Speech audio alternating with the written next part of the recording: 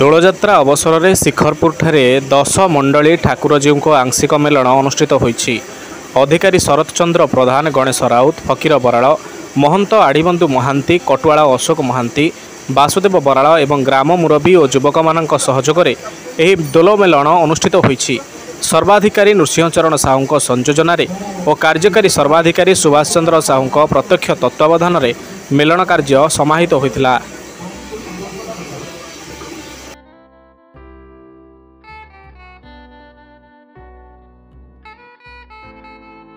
जो दोल जात्रा ये दोल जात्रा ओडिशार गणपर्व ओडिशार गणपर्व कहले अत्युक्ति हम किंतु आमर दशहरा पर्व आमर नुहे गणेश पूजा भी आमर नुहे किंतु ठाकुर पूजा हुए किंतु घरे क्लब रे किंतु दोल जात्रा ओडिशार गणपर्व हाउल हाउले लोप पाई जाउतिबारु कटक शहर रे जेहेतु 72 संकीर्तन मंडली अच्छी चैतन्य महाप्रभु 1800 आमर बड़गड़िया घाट को आसी से सकाशे चैतन्य महाप्रभु जाकि 72 मठ में अवस्थान करते अनुसार आमको 4 भाग में विभक्त कर 22 दिगभाग संकीर्तन मंडली 25 दिगभाग संकीर्तन मंडली 19 दिगभाग संकीर्तन मंडली 16 दिगभाग संकीर्तन आपको गोटे गोटे आयुध दिखाई शंख चक्र गदा पद्म ए आयुध 4 दिगभाग को 4 आयुध दिखाई ये परंपरा बहुत बहु वर्ष लगी रही आगामी दिन लगी कटक शहर सबू भाई सबू संकीर्तन प्रेमी सबू अनुष्ठान मान को निवेदन करी दोल पर्व को आहरी आनंदर सह बनातु ये कटक शहर भाई मान को 10टी संकीर्तन मंडली कटक शहर आज जोग देइछंती आमर दुलादेवी मंदिर पाखर प्रसेसन बाहरिला वर्तमान ये आम पूजा कमिटी तरफ से स्वागत संबर्धना जनइलु से वर्तमान गले प्रशासन करिकी वर्तमान आमर गजबाबू छकरे राति प्राय 1 जाए से कार्यक्रम चलो आनंदर सहित ये दोल पर्व भातृत्वर प्रेमर प्रतीक तेणु समस्ते आज हिंसावाद भूली जाई माने एक आगु को होली आसूची से अवसर रे समस्त आज भाईचारार जो कटक शहर भाईचारार शहर से भाईचारा को सुदृढ़ करने आज ये शह शह संख्यार आमर अंचल ग्रामवासी मान एकत्रित होती माँ भौणी मान उपस्थित थे बहु आनंद उत्साह सहित पालन करा जायछि। नमस्कार मेलण तो बहुत भल भाव चलुची आज शिखरपुर स्थित 22 दिगभाग संकीर्तन मेलण अनुष्ठित होती तो मुझे आसिक उपस्थित होती धन्यवाद देवाक चाहूँगी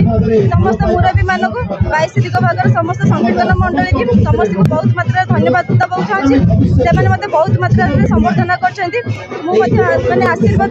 पाई सारी से समस्त धन्यवाद जनवाक चाहूँगी। आमे गर्व अनुभव करुचु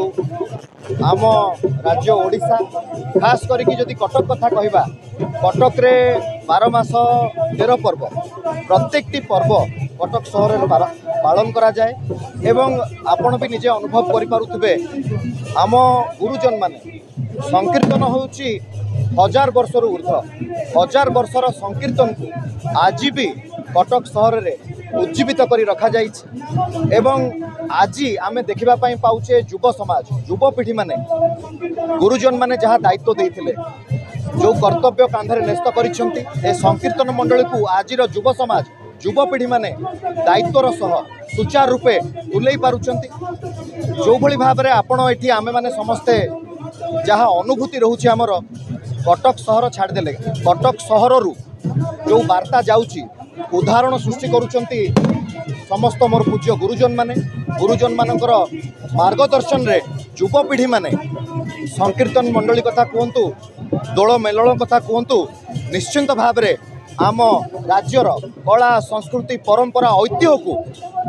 बहु आगु को नौचन उज्जीवित कर रखिपार मोर विश्वास आगामी पीढ़ी मध्य जहाँ आम गुरुजन माने आमको मार्गदर्शन करैछंती आगामी पीढ़ी पीढ़ी पर पीढ़ी निश्चिंत भाव रे आम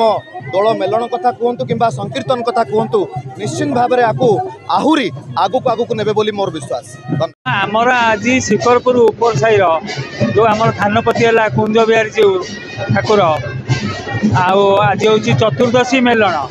এইটা শিকরপুর গ্রামে আমার 3টি দোল বাহারে দশমণ্ডল আমি বাহার ডকাউ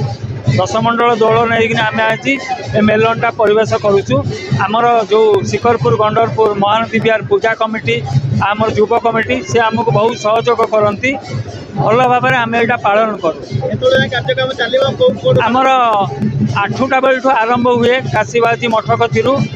ରାତି 12ଟା ପର୍ଯ୍ୟନ୍ତ ଆମର ଆଂଶିକ ମେଲଣ ହୁଏ। ତାପରେ ଏଠି ମେଲଣ ଭାଙ୍ଗିଲା ପରେ ଆମର ଦରଖାପାଟଣା ଯାଏ,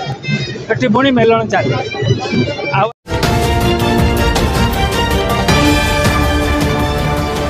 ଓଡ଼ିଶା ପ୍ଲସ୍ ଖବର ହିଁ